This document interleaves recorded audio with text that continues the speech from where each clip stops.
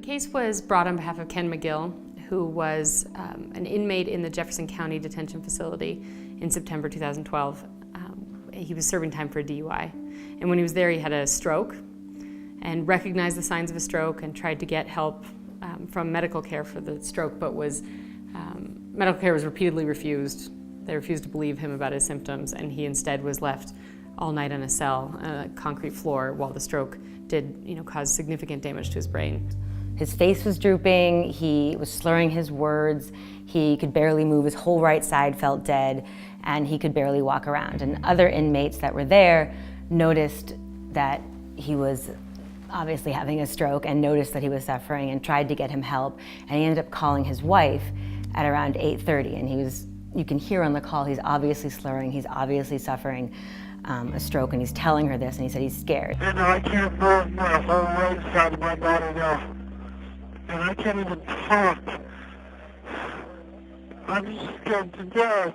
The same deputy sees that he's still in serious crisis, brings him back down to the same nurse, and they again say, this is nothing, you're just having anxiety. And they keep him in the cell overnight. They don't call a doctor, they don't send him to the hospital, and a doctor was not actually called until 16 hours later, and he didn't even make it to the hospital until hours after that, and that's way too long to receive any timely treatment for a stroke.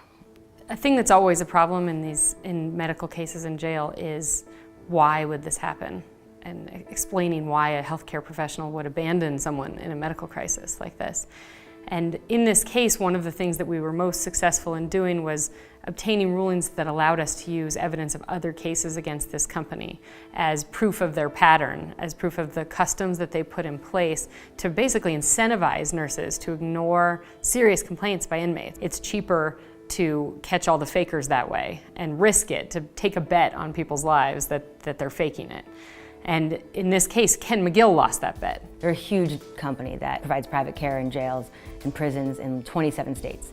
And it appears, looking at past cases and what they're doing, that they actually essentially have a custom and train their nurses to either presume inmates are faking their illnesses and not serious and don't take their complaint seriously, or allow nurses to make that call on their own, which nurses are not allowed to do. You have to have a doctor make the call if someone's having a stroke or not, and just train them that these inmates are probably faking it. So make sure that you're really positive before you get them any medical attention. In the context of police brutality, we are seeing all of this evidence that is individuals and civilians are making video recordings of police brutality. And so that has really helped to turn the tide, I think, on people understanding that these are real problems.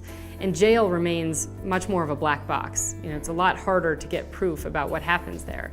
And I think that without that phone call, this would have been a much different case, when it's just one word against the others, and you don't have this objective proof that just kind of destroys all of their credibility when you listen to that phone call, and then your argument, which is what their argument was, which is 3 minutes after that phone call, he was totally fine and saying he wanted to take a nap. The press attention that this received and the wide-ranging impact of the verdict, I'm hoping, is going to be that people are willing to say, well, sometimes the inmates are telling the truth. Actually seeing a trial unfold as a vehicle for telling the truth and for getting long-fought justice was very rewarding for us as trial lawyers. So actually doing that and seeing that it can work and that you can get the right result through litigation and trial work was extremely rewarding, not just in how we see what happened to Mr. McGill and how much better he's doing, but for us as lawyers and continuing to fight these kinds of cases.